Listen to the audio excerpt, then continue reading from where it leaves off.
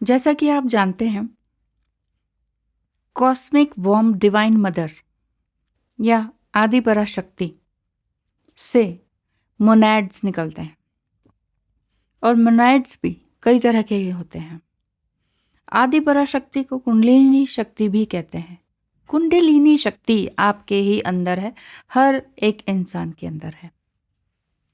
तो कुछ मोनैड्स जो कि डीएमटीएफ बनाते हैं और कुछ मोनैड्स जो कि स्प्लिटेड नहीं होते हैं, वो हाइव माइंड पीपल होते हैं, कुछ डिफरेंट होते हैं, जो दुनिया को कुछ ना कुछ नया देकर जाते हैं, जो कि आज की डेट में भी आप बहुत से लोग देख रहे होंगे, जो बहुत कम होते हैं बट हाँ, देश दुनिया के लिए कुछ नया क्रिएट करते हैं, कुछ गैजेट बनाते हैं, कुछ नया क्रिएट करते हैं। बट जो डीएमडीएफ एनर्जी होती है वो ट्विन फ्लेम्स की होती है, जो अदर अदर हाफ सोल की एक दूसरे में होते हैं। तो क्या है stages of demonic attacks in your divine masculine?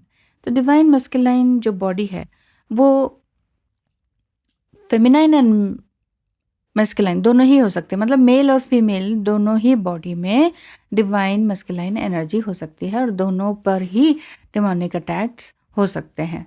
तो क्या स्टेजेस हैं जैसे, तो वो ये है कि सबसे पहले आप ये सोच सकते हैं कि उनके ऊपर किसी तरह का वशीकरण मंत्र का प्रयोग किया जाता है, या इंग्लिश में कहें तो विच क्राफ्ट का यूज़ हो जाता है उनके ऊपर, क्योंकि वो already lack of something, lack of love, insecurity, fear based energy, इन सब में रहते हैं।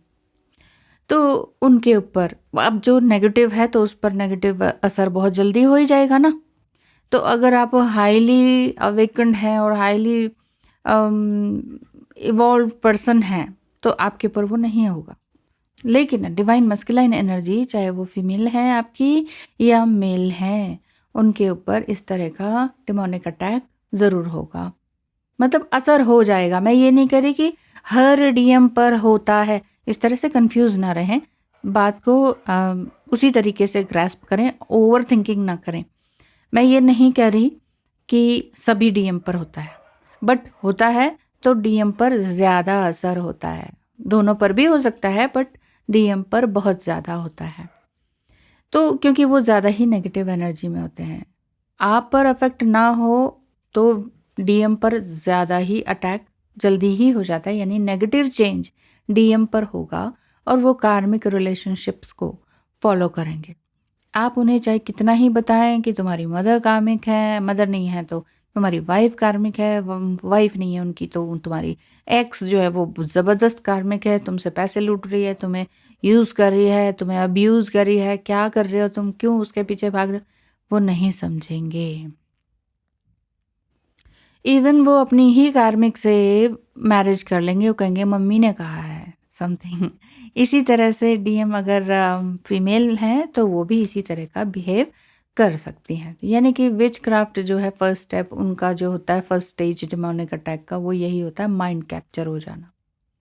ये ट्विन फ्लेम रिलेशनशिप को डिस्ट्रॉय करने के लिए एक तरह से डिमोनिक अटैक्स किए जाते हैं। और ये समझ लीजिए अगर ऐसा होता है तो आप डरे नहीं, क्योंकि आप डिवाइन फेमिनाइन मोस्टली सुन रही हैं।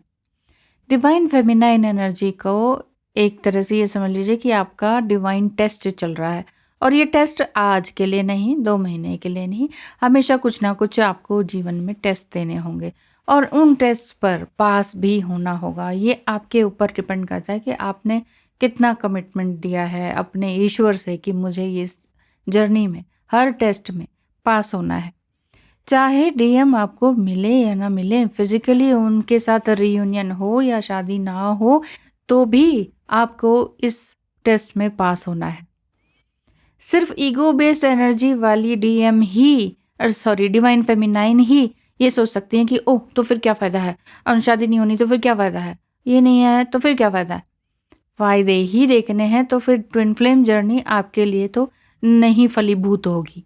आप उसमें पूरी तरह से पास आउट नहीं हो पाएंगे, बट जीवन भर कहीं ना कहीं दुख दुखी बनी रहेगी, परेशानी बनी रहेगी, दिल में कहीं ना कहीं ये रहेगा कि काश ये कर लेते, वो कर लेते, ऐसा क्यों नहीं हुआ, वैसा क्यों नहीं हुआ, कुछ करना है, कुछ करना है, ये बेचैनी जीवन भर फिर बनी रहेगी। इसलिए बेटर है कि अपना किसी भी डर का सामना एकदम से करें। और सेकंड स्टेप तो नहीं, स्टेज कहेंगे, जो कि डिमोनिक अटैक का डिवाइन मस्कुलाइन एनर्जी पर होता है, वो है सेक्सुअल इंटरकोर्स। डीएम की जो करंट नेगेटिव एनर्जी है उनके कार्मिक में चली जाती है, और अगर वो कार्मिक से मैरिड हैं और उनका कोई बेबी भी है तो वो बेबी भी उसमें ट्रैप हो जाता है। ये एक तरह से एविल मार्क है, और ये कह सकते हैं एलियन लव बाइट भी है, ये कह सकते हैं, जो कि वो ठीक नहीं रहता है उनकी जर्नी के लिए भी।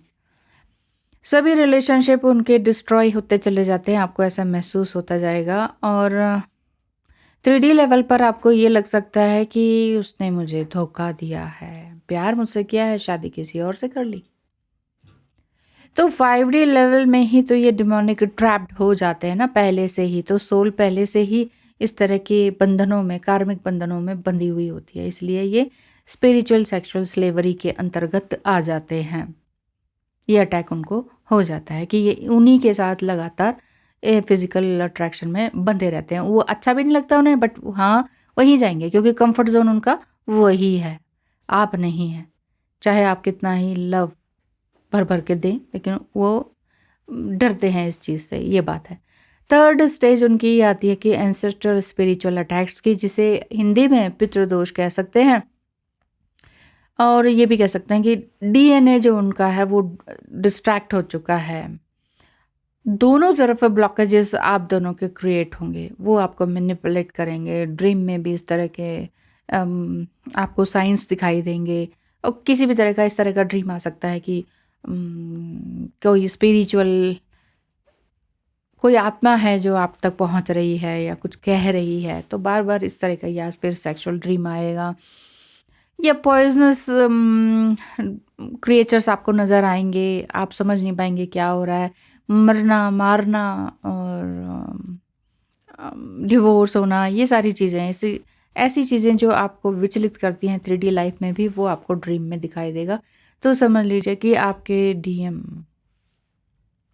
पर एंसेस्ट्रल स्पिरिचुअल अटैक हुआ है।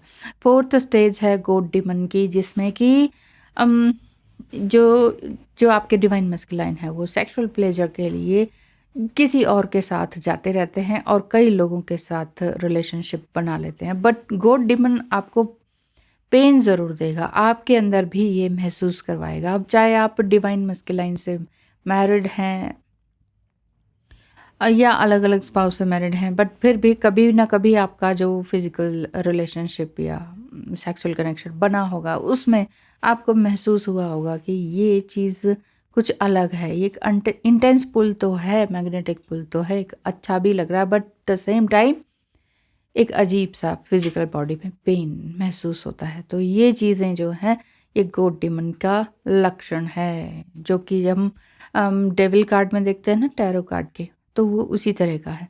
तो ये सब स्टेजेस जो इनकी हैं, इनसे पार पाने के लिए डिवाइन फेमिनाइन ही अपने आप को हायर सेल्फ में करने के बाद अपने डिवाइन मस्कुलाइन को बचा सकती हैं। देखिए, आपसे उनकी शादी हो या ना हो, आपसे उनका रियूनियन हो या ना हो, लेकिन आपका सोल, आपका मन, आपकी जो प्योर पायस लव एनर्जी है, वो आप उनको ज़रूर देना चाहेंगे कि अरे मुझे तो किसी का भला करना है, तो पहले मैं डीएम का ही क्यों ना भला करूं। तो ये वाली फीलिंग्स जो आपके अंदर आएगी कि कोई बात नहीं, मुझे तो उसको बाहर निकालना है, अपने डीएम को इस गलत गंदी नेगेटिव फिल्दी एनर्जी से बाहर निकाल के फेंकना है।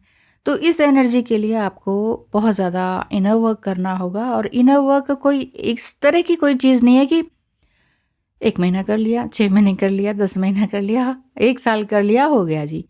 ये चीज़ नहीं है। इनर वर्क, इनर इंजीनियरिंग ही है जो कि आपकी सोल को एनहांस करती है। क्या सोल एनहांस करने के लिए कुछ महीने, कुछ साल ही काफ़ी होते हैं? वो तो पूरा जीवन ही चलता है। सोल सर्चिंग, सोल यर्निंग सब कुछ क्या चलता है? जीवन भर ही तो चलता है। हमें ऐसा लग सकता है कि चलो भई अब तो पढ़ाई हो गई, अब कुछ नहीं सीखना, लेकिन फिर भी जीवन हमें कितना सिखाता है। जो पढ़े लिखे भी नहीं हैं, तो क्या वो सीखते नहीं? क्या वो सिखाते नहीं? सिखाते हैं। वो अपनी लाइफ के एक्सपीरियंसेस सिखाते हैं। कौन से एक्सपीरियंसेस? वही तो है जो हम भी वही फ़ील कर रहे होते हैं। Relationship based experiences, fear, love, इन सब चीज़ का आभास जो पढ़े लिखे नहीं हैं, बुज़ुर्ग हैं और वाक़ई अब बहुत प्यार से रहते हैं और ब ब्लेसिंग्स देते हैं, हमारे घरों में भी होते हैं। तो कहाँ से सीखा उन्होंने? उन्होंने कहाँ पर कौन-सी पढ़ाई में सीखा? नहीं सीखा ना। तो ये जो स्टडीज़ हो रही हैं, ये तो जस्ट आपका पैसा कमाने के लिए है।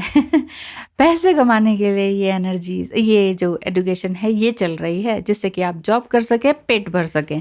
बट सोल को भरना हो, सोल को फ़ीड करने के लिए आपको इनर वर्क की ज़रूरत है और इनर वर्क बेसिकली ग्रैटिट्यूड में रहना, हमेशा ग्रैटिट्यूड पे करना कि वाओ! मेरी प्लेट में जो खाना है, वाओ! कितना अच्छा है और आज भी है और कल भी मिलेगा मुझे, मैं बहुत ही थैंकफुल हूँ। मेरे पास कपड़े हैं, घर है, मकान है।